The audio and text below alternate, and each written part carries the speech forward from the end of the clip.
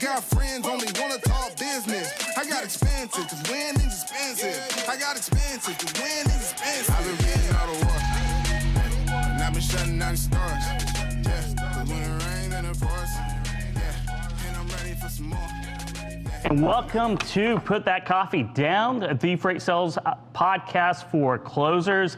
My name's Kevin Hill. I'm your host today. This is our weekly show here at FreightWaves on freight sales. Whether you're a 3PL, a carrier sell, a freight tech company, anything to do with sales and freight, company growth, sales management, sales leadership. That's what we talk about here each and every week. And we normally air on Mondays at 2 p.m. Eastern time. So you can catch us live on tv.freightwaves.com or as well on LinkedIn, but we're coming here live at the 3PL Summit today. It's been a terrific morning. I mean, it's really been fantastic. We've seen some great tech already. We're going to see some great tech coming up this afternoon after the show as well. And we're going to talk about tech right here on Put That Coffee Down with Chris Hurst. He's a CTO of StratusGrid, and they're an IT infrastructure company based here in Chattanooga. So let's set the stage for that a little bit, though. Let's talk about sales growth. Let's talk about company growth. You know, growing your 3PL. A lot of it is about sales. It's about marketing. It's about getting out there. It's about picking up the phone, making those calls. And as we learned in the session with Andrew Silver from Molo and Lee Sauls, the author of Sales Differentiation, it's about differentiating yourself always. Not only what you sell, but how you sell it. And one of the key takeaways I got from that session, I had Lee on Put That Coffee Down about 2 weeks ago. You can find that at Freightcast or wherever you download your podcast, whether it's Put That Coffee Down or Freightcast, is vendor. You know, no one wants to be called a vendor as a freight broker or a 3PL. You don't want to be called a vendor ever. So you have that, and that means to sell. Customer is to buy. And I use customer quite a bit. I'm trying to change my ways as well and start using the word client. And that's really, to guide or to protect. You think about attorney-client privilege. Clients are, relationship-based. A customer is more transactional. But yeah, so that's a key takeaway from that. But if we talk about company growth, growing your 3PL, typically we talk about sales, but there's always other things in the mix. You have cash flow. It takes a lot of working capital and finance to fund growth because you're paying your carriers much quickly than you're usually getting money from your customers. So there's always that squeeze on the financials, your carrier network, right? You have to have the carriers to move the freight. If you bring in new business, you win those RFPs, you have to have that carrier network. Your manual processes, you got to automate those or it's going to suck up a lot of time and resources that will divert you from growing your 3PL. And then you always have your IT, your infrastructure, kind of like the network or the spinal cord of your business, right? It is, we're seeing a lot of freight tech companies demo today, a lot of great technologies. If you don't have the IT infrastructure in place, it's hard to really integrate those systems and then further assimilate to automate those tough tasks. So the IT is very important. I've been around 3PLs for a long time, and I know that's something that there quite a few 3PLs out there could beef up their IT. So with that, we're going to talk to Chris Hurst. He's the CTO, as I said, of StratusGrid, and they're an IT-focused company based here in Chattanooga. Thank you very much for joining me today, Chris. Hey, Kevin. Excited to be here.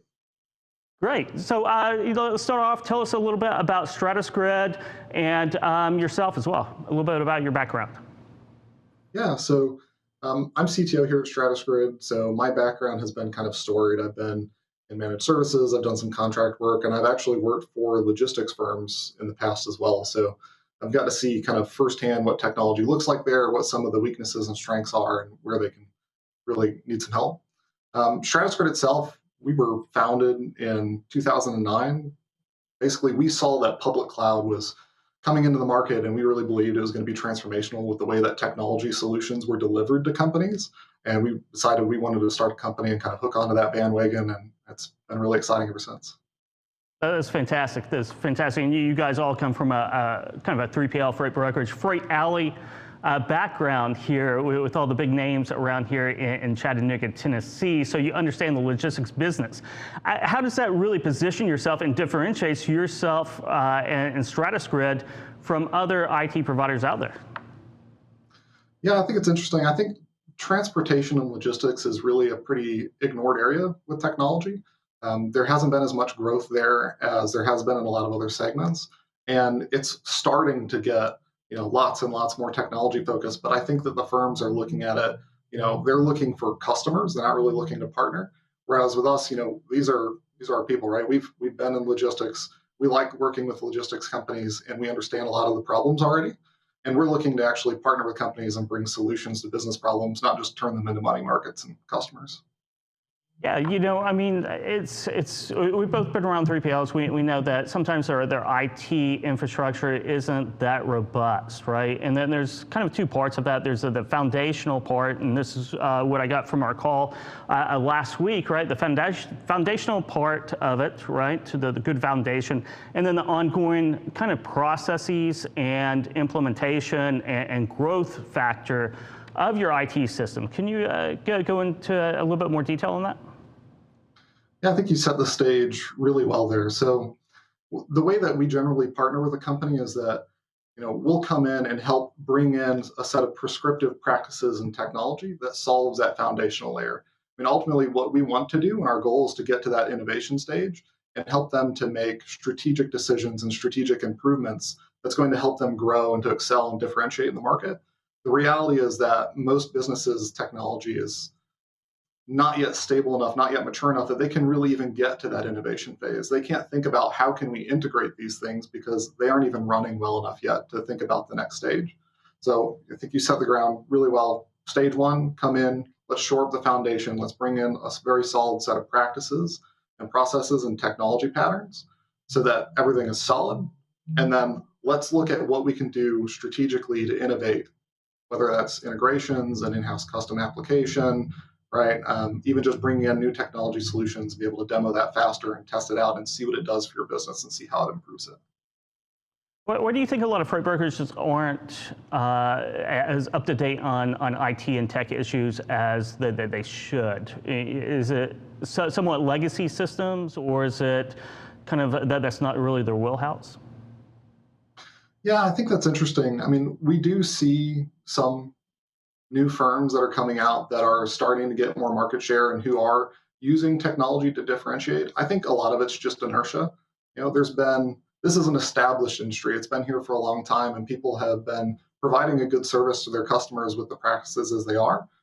So now we're in that kind of early adoption phase where technology is allowing people to give an even better service or deliver an even better result. And I think that's going to kind of transform the industry over the next 5, maybe 10 years to use technology more and more to deliver better results to the customers.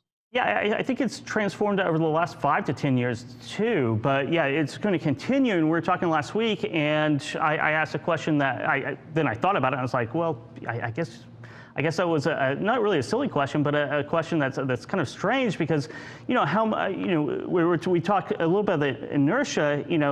I just assume that everything's in the cloud now, but that's not really the case. There's a lot of physical servers in offices. So can you explain that? Because I figured everyone was in the cloud and everything should be in the cloud, and that's probably where we'll go in 5 to 10 years. Yeah, it's funny. One of my favorite sayings is actually the future is here. It's just not evenly distributed, right? I mean, yeah. Every company is using cloud, even if they don't realize it, right? I mean, even if they're just using a freight board, there's a good chance that freight board has some cloud infrastructure, right?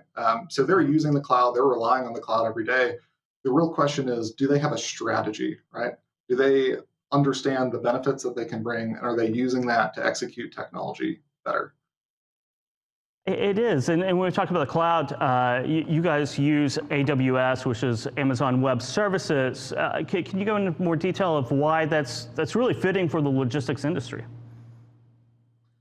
Yeah, it's funny. We've definitely heard kind of differing opinions, results. Really, what it comes down to for us is that there's a few things. The first is that they're the most mature platform, and it's pretty simple why, right? They got a really early head start over everybody else. They've really defined the industry. Everybody else kind of uses them as a bar, like, are we as good as Amazon in this? Um, that's our reason we give most people. I think for logistics, there's an extra consideration that's interesting that I think a lot of people miss, and that's really that AWS was founded and came out of supporting Amazon, and Amazon is one of the biggest and most advanced logistics companies at the end of the day. And AWS's technology was built to support that, was built in a way that works extremely well, and it fits together very nicely for a logistics company's needs. I think if you can use that kind of proven technology that brings about a result for a company like that and use it to build your own solutions, you're off to a really good start.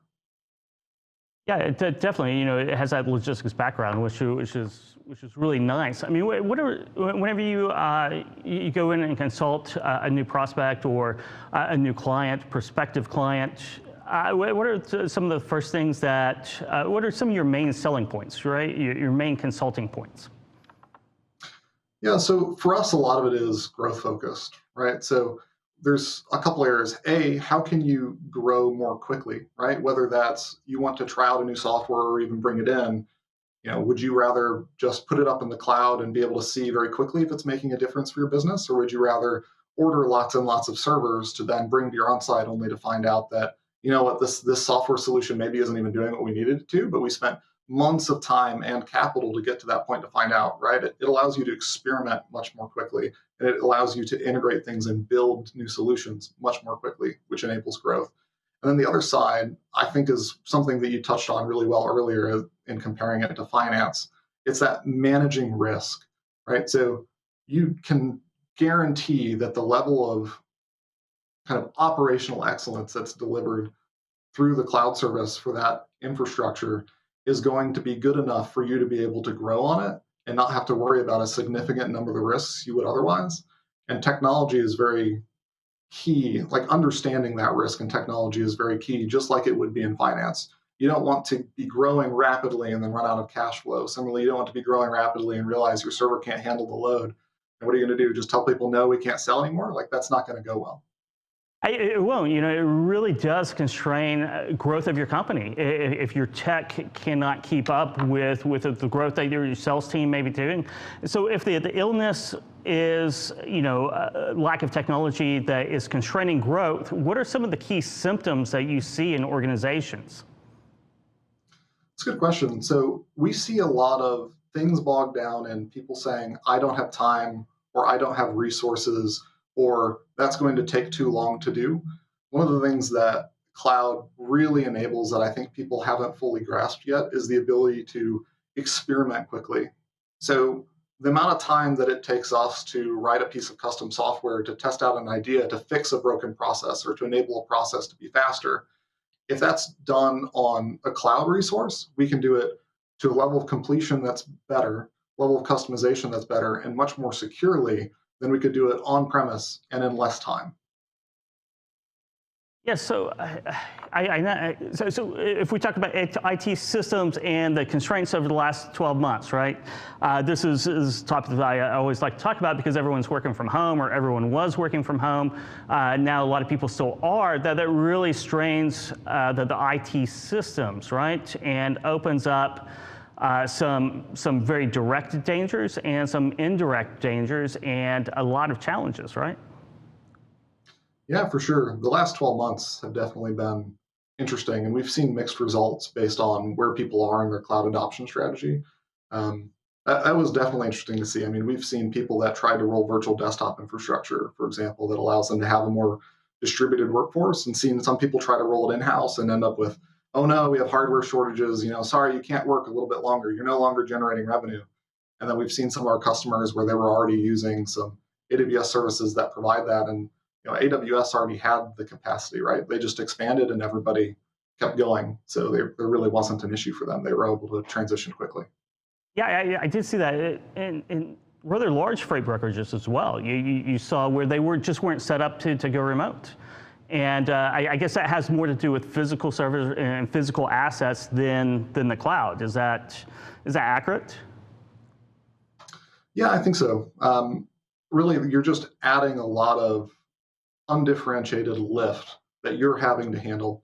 So if you want to roll out a new solution on premise, you're going to have to, first you're going to have to scope everything out, which you're going to have to pay someone to do, whether it's an in-house person or otherwise. Then you have to go through the full proposal stage. You might have to get a loan for the capital, depending on the size of it. Then you're going to have to get it here. Hopefully there's no hardware shortages, which was a huge issue, in the past 12 months was hardware supply lines, not having the resources.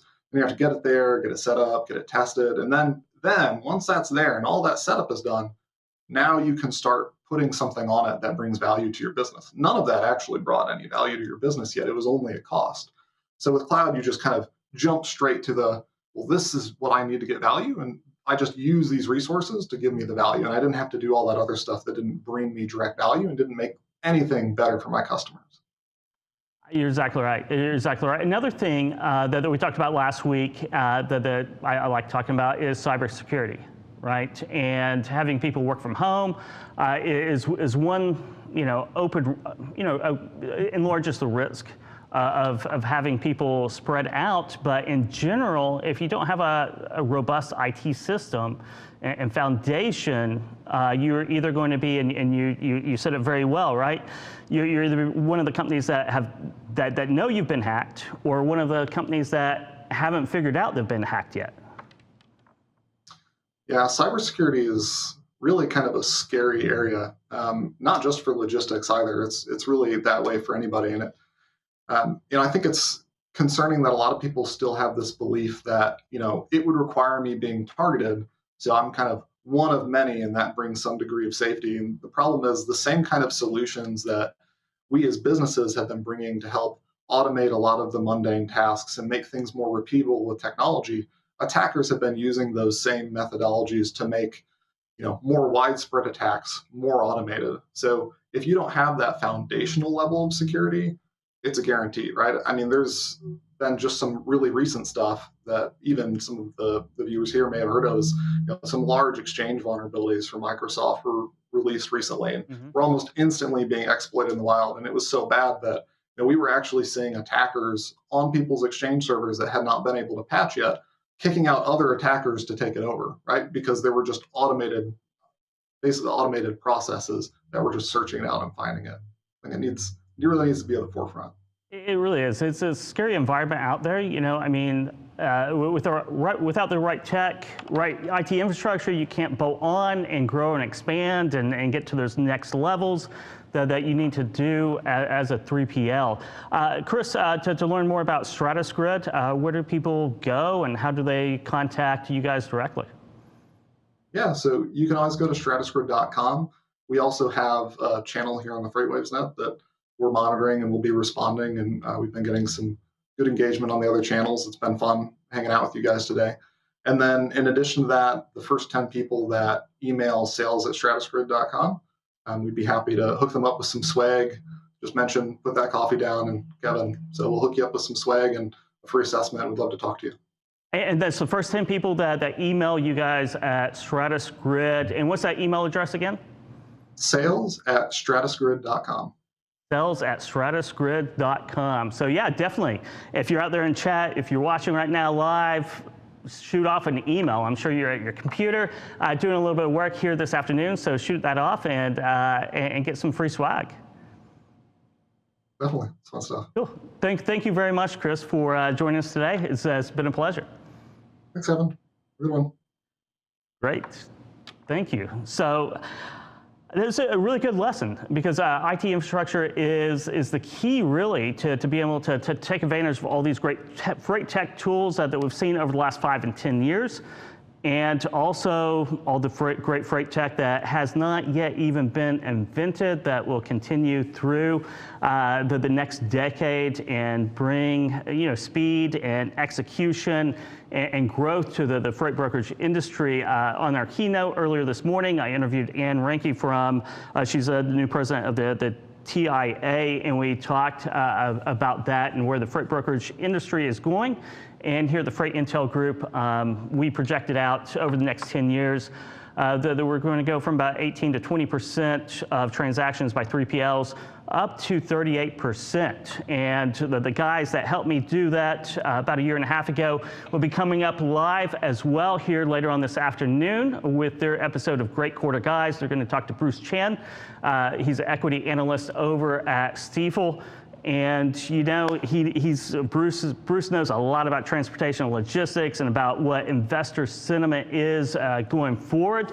And Seth and Andrew are the sharpest guys that I know. So it's going to be a great discussion. It always is. We also have some more great demos coming up from Ambition and Front.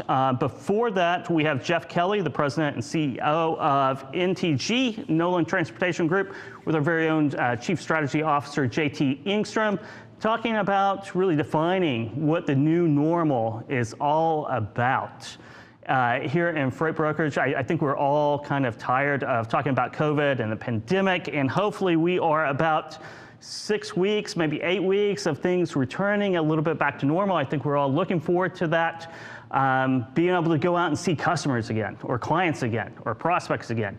Being able to knock on doors, pick up the phone. So really excited about that. And also carrier capacity. It's been a tight carrier capacity market. And one of my favorite topics is carrier sourcing and carrier strategy and freight brokerage. And we have Dave Broering from NFI and Mark Ford, COO of Blue Grace, talking about carrier capacity strategies.